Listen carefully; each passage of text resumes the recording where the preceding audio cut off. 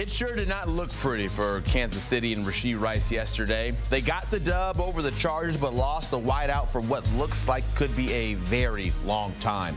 Some teammate on teammate fire in that first quarter following the interception thrown from Patrick Mahomes. Mahomes taking out Rice while trying to make a play on the ball, and Rice will get an MRI later today to find out the severity of that knee injury. But Rice's knee is not the only injury that popped up yesterday. Some notables around the league as well. The Bengals with Trey Hendrickson suffering a neck stinger against the Panthers. He was also seen with his right arm in a sling following the game, according to reports. Another injury for Anthony Richardson in his young career. This time it's his hip that forced him out of the game. And an ankle injury for Cordero Patterson out there in Pittsburgh running the ball. The only guy who can make sense of all of it is our lead NFL insider, Jonathan Jones, tapping in with us this morning. And, JJ, it did not look good for Rashee Rice at all. If it is, in fact, a torn ACL, where do the Chiefs turn next? Because they've had so many injuries just pile up on the offensive side of the ball. Yeah, that's what the Chiefs are fearing. That's very, very likely what the MRI is ultimately going to show. They're not willing and ready to say just yet that that's what it is, but certainly bracing for the fact that they are likely to be without Rashee Rice for the remainder of the season. So where do they go from here? Hollywood Brown not going to be back until maybe late in the regular season or the playoffs. You have Isaiah Pacheco, who's still going to be missing a couple more weeks, maybe closer to a month, actually. Hopefully you get Clyde Edwards-Helaire off of the physically unable to perform list.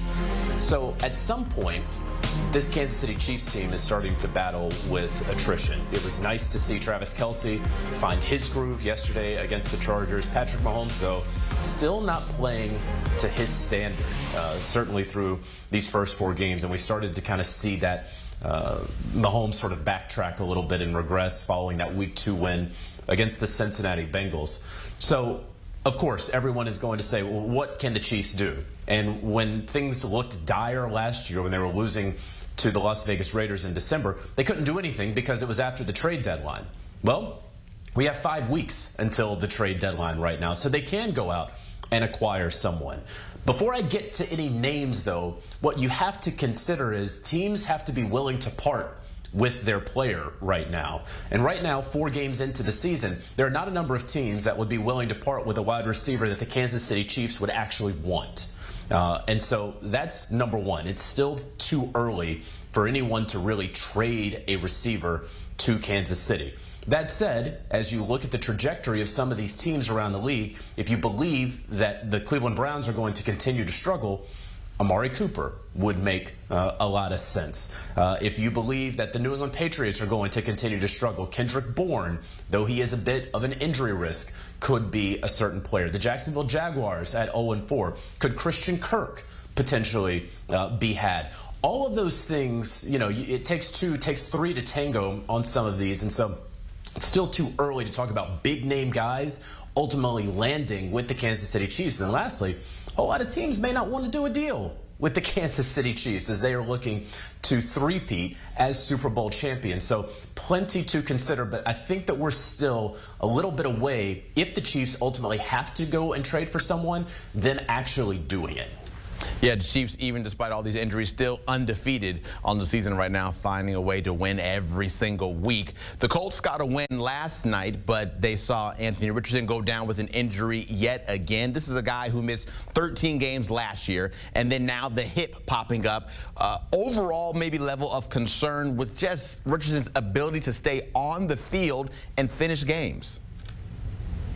Well, you have to be concerned about it. You mentioned the 13 games that he missed last year. Let's talk about the 8 games that he has played in.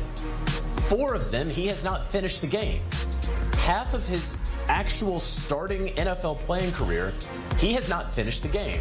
There have been a variety of injuries, but they all link back to Anthony Richardson, one of the biggest quarterbacks, literally, physically, in the NFL, kind of being reckless with his body and going out there and absorbing all of these hits. Zach, It's not college anymore. And we were talking about this last year with Anthony Richardson, where it was a concussion once, and then I think I've actually forgotten all of the injuries, but now you have what may not be a serious injury with this hip, and hopefully it is not. And he's going to certainly be bruised and sore. Wouldn't be surprised if he's limited at practice at the start of the week. But he runs the ball a lot and doesn't get down very well, or gets down too late in the process. This has been something throughout his NFL career, and again, it cropped up yesterday. The very curious thing was that the Indianapolis Colts called what appeared to be some sort of read run for Anthony Richardson when he came back into the game, giving him the option, and he took the option, to run the football and get hit again. That didn't make any sense to me. And so if you're talking about Anthony Richardson protecting himself, certainly there is some personal responsibility there. But the team also has to protect Anthony Richardson from himself. And so listing him as out early in the game when maybe he could have returned, that was nice. But before that, don't give him the option to run and get hit on his first play back. And then, of course, that's when he went out. So there's going to have to be a changing of mindsets there in Indy if Anthony Richardson is going to sustain his level of play. Yeah, maybe a chance to protect Ant a little bit further, because you see how well Joe Flacco played when he came in backup duty. Any chance that you think maybe they bring out Joe Flacco again, since he played so well, to make sure that Richardson can be fully healthy? I don't see why not. Like, if this hip is going to be something that ultimately bothers Anthony Richardson throughout the week, you have a very capable backup in Joe Flacco. You're facing, a division rival in the Jaguars coming up, but they're 0-4. Obviously, they're going to be desperate here, but you believe that Joe Flacco can steer the ship correctly for 4 quarters. So if there's any doubt about Anthony Richardson, and certainly if there's doubt about him potentially re-injuring that hip or making it worse, I would absolutely, if it were me, sit Anthony Richardson and start Joe Flacco next week against the Jacksonville Jaguars. But again, still very early in the week. We'll certainly see how he looks, how he feels on Wednesday and Thursday.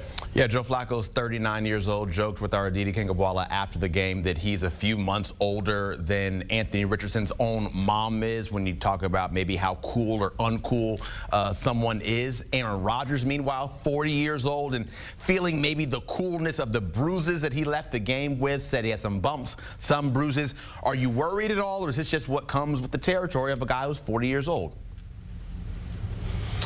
Well, it certainly comes with the territory. I'll first of all say this. I've been very, very impressed with how well Aaron Rodgers is moving in and out of the pocket. I mean, just talking about a 40-year-old quarterback, how well he's moving.